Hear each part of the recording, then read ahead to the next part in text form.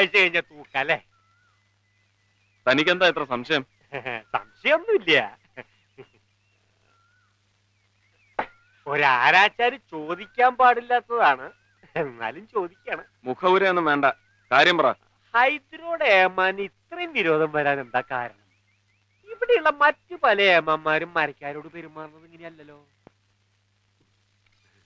കാശി പറഞ്ഞത് തെറ്റിപ്പോയെങ്കിൽ ഓർക്കണം. ഞാൻ ഈ പോലീസ് യൂണിഫോം ഇടാൻ കാരണം ഹൈദർ മരക്കാരൻ. അയ്യോ, പോലീസിന്റെ യൂണിഫോം ഇടുന്നതിന് മുമ്പ് മറ്റൊരു യൂണിഫോം ഇട്ടുകൊണ്ടാണ് നടന്നിരുന്നത്. സെമിനാരിയിൽ പഠിക്കുന്ന ഷമ്മാശന്റെ വെളുത്ത കുപ്പായം. ആ എന്നെ ഒരു പോലീസുകാരനാക്കിയത് ഹൈദറ. ചെറുപ്പം മുതലേ പോലീസിൽ ചേരണമെന്നായിരുന്നു എന്റെ മോഹം. SI സെലക്ഷൻ വരെ കിട്ടിയതാ. അപ്പോഴാണ് അറിയുന്നത് ഇരവേലിൽ മാത്യു നരിമാൻ ആറ്റുനോട്ടുണ്ടായ എന്നെ ഒരു പട്ടക്കാരനാക്കാൻ നേർച്ചയുണ്ട്. അപ്പച്ചന്റെ അമ്മച്ചന്റെ ആഗ്രഹത്തിന് കൊടുക്കാൻ ഞാൻ സമ്മതിച്ചു. ബൈബിൾ പഠിക്കുന്നതിനിടയിലും ഓട്ടവും ചാട്ടവും സിനിമയൊക്കെ എനിക്കിഷ്ടമായി.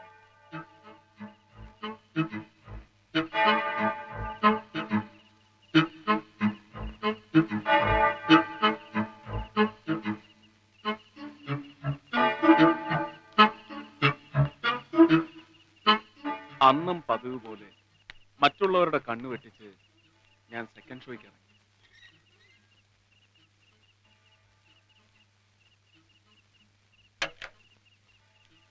ധൃതിയിൽ പോകുകയായിരുന്ന ഞാൻ റോഡിൽ വല്ലാത്ത ഒരു കാഴ്ച കണ്ടു.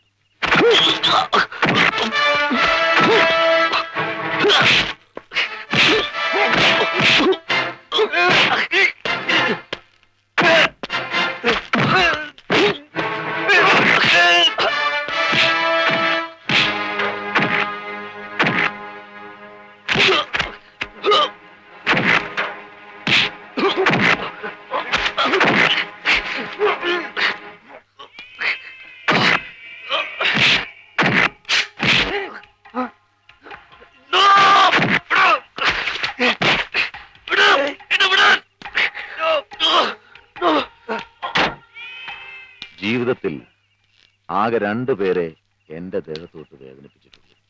അതിലൊരാൾ എന്റെ ബിസിനസ് പാർട്ട്ണർ യൂസുഫ് ഖാൻ. അയാൾ ഇന്ന് ജീവിച്ചിരിപ്പില്ല. എന്റെ ആദ്യത്തെ കൊലപാതകം അതായിരുന്നു. രണ്ടാമത്തെ ആൾ DIG മാര, നിന്റെ ഡാഡി. ഒരിക്കൽ 24 മണിക്കൂർ എന്നെ അയാളുടെ കസ്റ്റഡി കെട്ടി. കാലിലെ പെരുവിരൽ മുതൽ ശിരസ് വരെ ഇഞ്ചിഞ്ചായി നിന്റെ ഡാഡി എന്നെ തല്ലിച്ചതച്ചു. കാലപ്പഴക്കം ചെല്ലും തോറും പ്രതികാരത്തിന് മൂർച്ച കുറയുകയാണ് പതിവ്. പക്ഷെ എന്റെ കാര്യത്തിൽ നേരെ മറിച്ച 2 പ്രാവശ്യം അയാളുടെ തലയ്ക്ക് ഞാൻ ഉന്നം വെച്ചു. ആയുസിന്റെ ബലം കൊണ്ട് മാത്രമാണ് നിന്റെ ഡാഡി ഇത്രയും നാൾ രക്ഷപ്പെട്ടത്. വീണ്ടും ഒന്ന് ശ്രമിച്ചാൽ ഹൈദർക്ക് അയാളെ കൊല്ലാം. വയസ്സുകാലത്ത് ആകെയുള്ള മകന്റെ മരണത്തോളം വരില്ലല്ലോ മറ്റൊരു വേദനയും പ്രതികാരവും.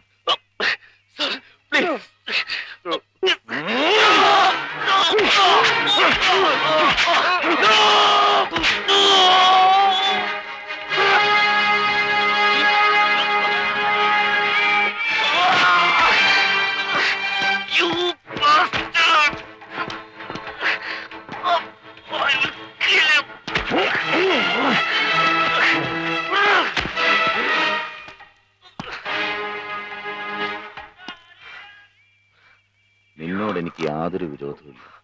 പക്ഷേ ഇനി നീ ജീവിച്ചിരുന്നാൽ അതെനിക്ക് ആപത്താണ്. കാരണം ഈ വിറ്റ്നസ് ആണ് നീ.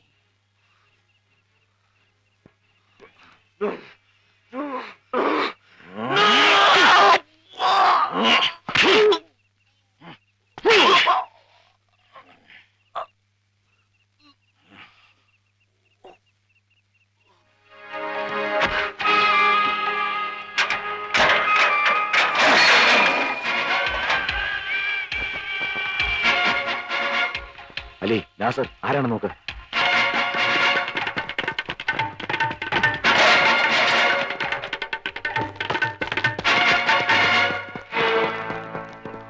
ഈ ബോർഡ് രണ്ടിടത്ത് മാറ്റിയിട്.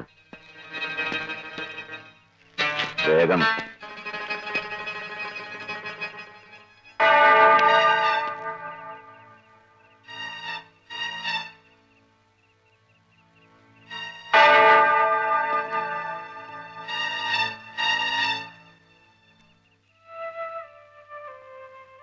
മൂന്നാല് ദിവസം ആരോടും ഒന്നും ഞാൻ പറഞ്ഞില്ല. പത്രത്തിൽ ദിവസവും ഇരട്ട കൊലപാതകത്തെ കുറിച്ചുള്ള വാർത്തകൾ. ഞാൻ കണ്ട സത്യം ഏറെ നാൾ മനസ്സിൽ ഒളിച്ചു വെക്കാൻ കഴിഞ്ഞില്ല. ആദ്യം സെമിനേരിയിലെ പ്രിൻസിപ്പൽ അച്ഛനോട് പറഞ്ഞു, പിന്നീട് അടുത്തുള്ള പോലീസ് സ്റ്റേഷനിലും അറിയിച്ചു. എന്നെ കാണാൻ വലിയ ഉദ്യോഗസ്ഥന്മാരാരെങ്കിലും വരുമെന്ന് ഞാൻ കരുതി. പക്ഷെ വന്നത് മറ്റൊരാൾ.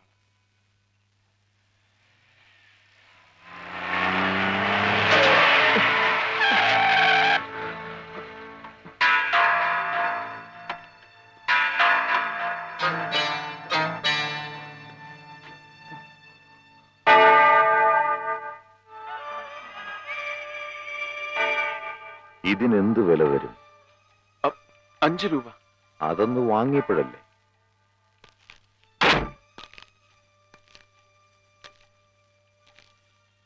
ഇന്ന് ഞാനിതിന് 5 ലക്ഷം രൂപയാണ് വിലയിട്ടിരിക്കുന്നത്.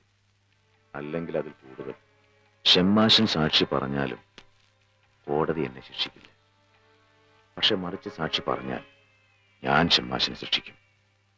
ഈ കൈ ഒരുപാട് ചോര കണ്ടതാ. പക്ഷെ ഒരു പുരോഹിതന്റെ രക്തം ഇതിൽ പുരളരുത്. എനിക്കത് നിർബന്ധമുണ്ട്. പൊയ്ക്കോ, പൊയ്ക്കോളൂ.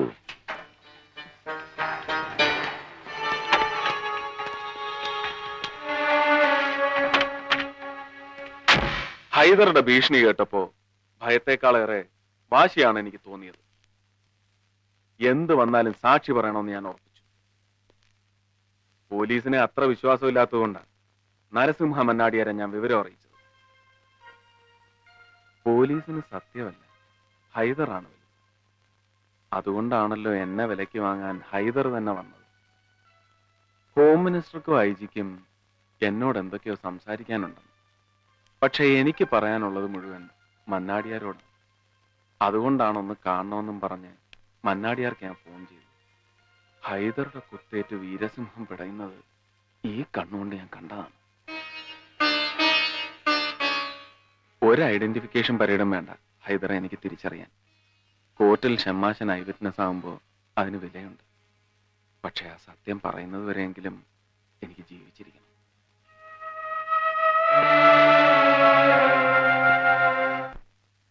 ഹൈദർക്കെതിരെ അറസ്റ്റ് വാറണ്ടായി. പക്ഷെ അതുകൊണ്ട് പ്രയോജനം ഉണ്ടായില്ല. ഹൈദർ മുങ്ങി. ഇന്ത്യ ഒട്ടുക്ക് ഹൈദർക്ക് വേണ്ടി പോലീസ് വല വീശി. അയാളെക്കുറിച്ച് വിവരം കൊടുക്കുന്നവർക്ക് 2 ലക്ഷം രൂപ വരെ പാരിതോഷികവും പ്രഖ്യാപിച്ചു. എന്നിട്ടും അയാൾ കുടുങ്ങിയില്ല. അവസാനം മന്നാടിയാർ തന്നെ വേണ്ടി വന്നു ഹൈദറെ തേടിപ്പിടിക്കാൻ. ഹൈദറുടെ താവളമൊക്കെ നിനക്ക് പരിചയമില്ലേ? അറിയാം, പക്ഷേ അവിടെയൊന്നും ഹൈദർ ഉണ്ടായിരിക്കാൻ വഴിയില്ല. ഇനി അവൻ വിദേശത്തേക്കോ മറ്റോ കടന്നിട്ടുണ്ടാവോ? ഏയ്, പോലീസിനെ ഭയന്ന് ഇന്ത്യ വിടുന്നവനല്ല ഹൈദർ. ആ, ഒരു സ്ഥലമുണ്ട്. MLA കുട്ടിനായർ ഹൈദറിന് അടുത്ത സുഹൃത്താണ്. കുറച്ചു കാലം മുമ്പ് കുലശേഖരത്തിനടുത്തൊരു എസ്റ്റേറ്റ് ഹൈദർ അയാൾക്ക് വാങ്ങിക്കൊടുത്തിട്ടുണ്ട്. നിനക്ക് ആ സ്ഥലം അറിയോ? ആ, അറിയാം.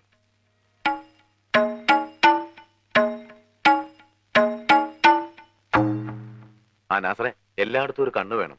ഇക്കാ തനിച്ചേ ഉള്ളൂ, അറിയാലോ. ഞങ്ങൾ നാളെ രാവിലെ വരും. ശരി.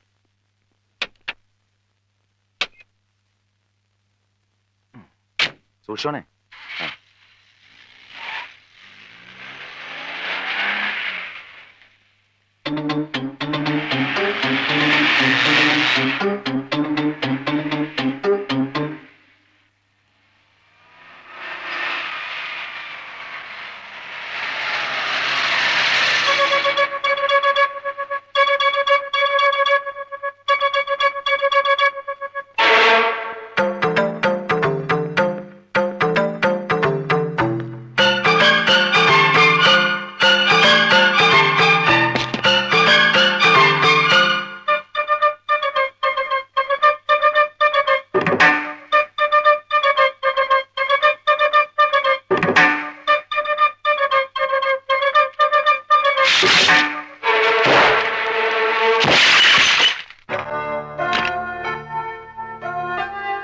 നോക്കിയേ.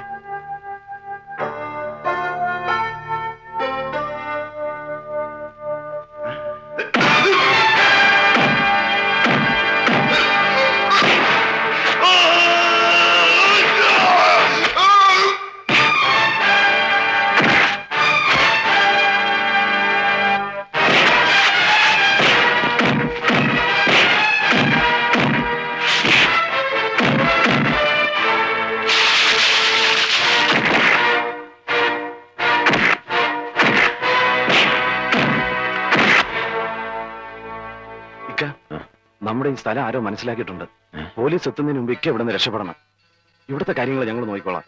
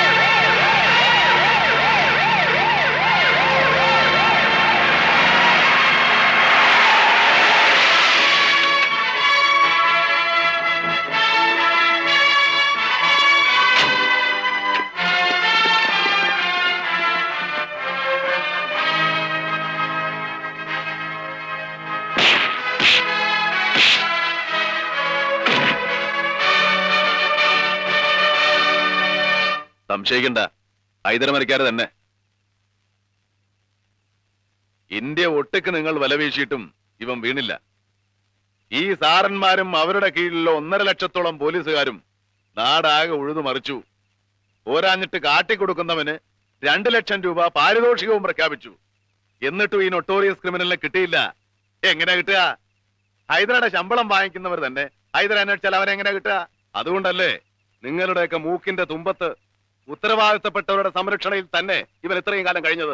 ഇവനെ, ഈ റാസ്കലിനെ ആരാ പോലീസിന്റെ പണി ഏൽപ്പിച്ചത്? നിന്റെ തന്ത. മനുഷ്യര് കയറിയിരിക്കുന്നിടത്ത് കയറിയിരുന്ന് 4 കാലും വാലുമുള്ള ജന്തുവിന്റെ സ്വഭാവം കാണിക്കുന്നവനല്ലേ നീ? തോന്നിയാസം പറയുന്നോ? ഞാൻ ആരാണെന്നറിയാം നിനക്ക്? അറിയാം. ജനങ്ങളുടെ വിവരക്കേടുകൊണ്ട് ഒരു MLA. 15 വർഷം മുമ്പ് എന്റെ മുമ്പിൽ ഓച്ചാനിച്ചു നിന്ന എന്റെ ഡ്രൈവർ. അതിനു മുമ്പ് ആ കുടുംബത്തിലെ അരിവെപ്പുകാരന്റെ സഹായി Chekutty.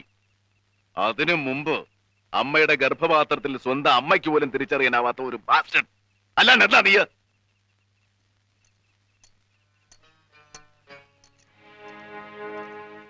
കൊണ്ടുപോയിക്കോളൂ.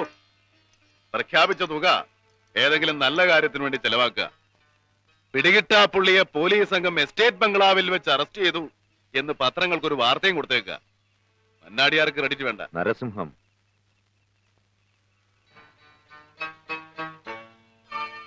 Narasimham, half man half lion.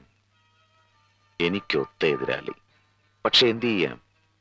അംഗം കുറിച്ചപ്പോ ഒരു സിംഹം അകത്ത്. എന്നും ഞാൻ അകത്തായിരിക്കുമെന്ന് നീ കരുതണ്ട. ആയുസിനു വേണ്ടി ഉറച്ചു പ്രാർത്ഥിച്ചു.